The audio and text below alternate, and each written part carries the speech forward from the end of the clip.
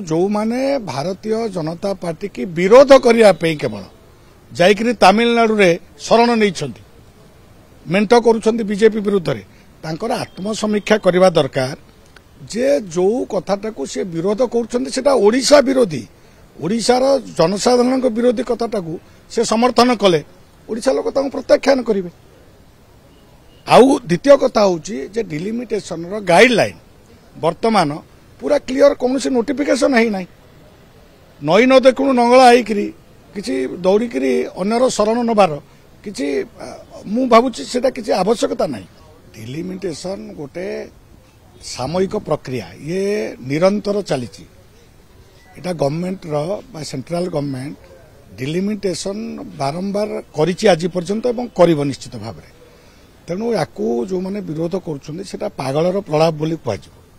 जो आधार को फिक्स करके डिलिमिटेशन हवा जाऊँगी से ओडिशा लाभवान होची जदि से विरोध करुछन्ती से लोक मानक ओडिशार लोक विरोधी बोली जना पड़े लोक माने तांको विरोध करिवे। ओडिशा रे डिलिमिटेशन कारण सीट बढ़िबा जाऊँगी एवं ता सहित महिला बिल जो आसी वर्तमान ता द्वारा महिला भी अधिका से लाभवान हेबे अधिका सीट भी महिला माने पाइबे। तेणु डिलिमिटेशन ओडिशार किछि क्षति हो नाही। तेणु जो माने भारतीय जनता पार्टी की विरोध करने केवल जाइकरी तमिलनाडु रे शरण नहीं मेंट करुछंती बीजेपी विरुद्ध रे तांकर आत्मसमीक्षा करवा दरकार जे जो कथाटा को से विरोध करुछंती सेटा ओडिशा विरोधी ओडिशार जनसाधारण विरोधी कथाटा को से समर्थन कले ओडिशा लोक तांको प्रत्याख्यान करिवे। आउ द्वितीय कथा होची जे डिलिमिटेशन रो गाइडलाइन वर्तमान पूरा क्लियर कौन से नोटिफिकेशन है ना नई न देखु नंगला आईकरी किसी दौड़िकी अन्यर शरण नबार किसी मु भावुची सेटा किसी आवश्यकता नहीं। तेणु जड़े राजनैतिक लोक हिसाब से राजनीति एते वर्ष 25 वर्ष इटे 24 वर्ष सरकार रे रहीकरी एई प्रकार पागलामी एटा सूचई दउची जे लोक माने रिजेक्ट करिया परे एवं गोटे भी पार्लियामेंट रे बीजेडी न जितिबा कारणरू तांकर मतिभ्रम होईची एवं से मतिभ्रम कारणरू विभिन्न प्रकार भूल पदक्षेप नबाकू जाउछ। समदूरता जना पड़ुची से जो समदूरता कथा कहतले समदूरता लोक माने कहबे केते समदूरता कांग्रेसर भक्तदास जाउछंती अन्य माने जाउछंती आंकर अमर पटनायक जाइछंती संजय दास बनवा को पठैछंती।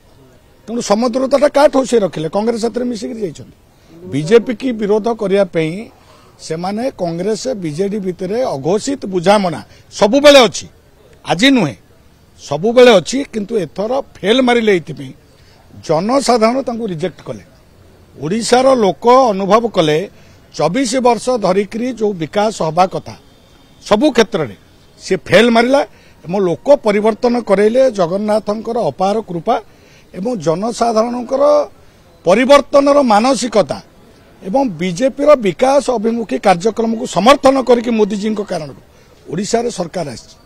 तेणु ये विकास अभिमुखी सरकार आपण देखंतु 9 मास भितर जहाँ जहाँ कार्यक्रम करुछि तांको पाखरे आ नान्य पंथा विद्यते अन्य किछि बात नाही। तेणु सी एमती पागलर प्रलाप करिवे सेतिरे किछि आमे कोनोसी विचलित नुहे। भारतीय जनता पार्टी तार नीति रे निश्चय रहिछि स्थितप्रज्ञ रहिछि एवं जहाँ जहाँ भल लोक मानक पे भारतीय जनता पार्टी ओडिशा रे एवं केंद्र रे करि चलुछि किए विरोध कले आमर किछि जाय आसे ना।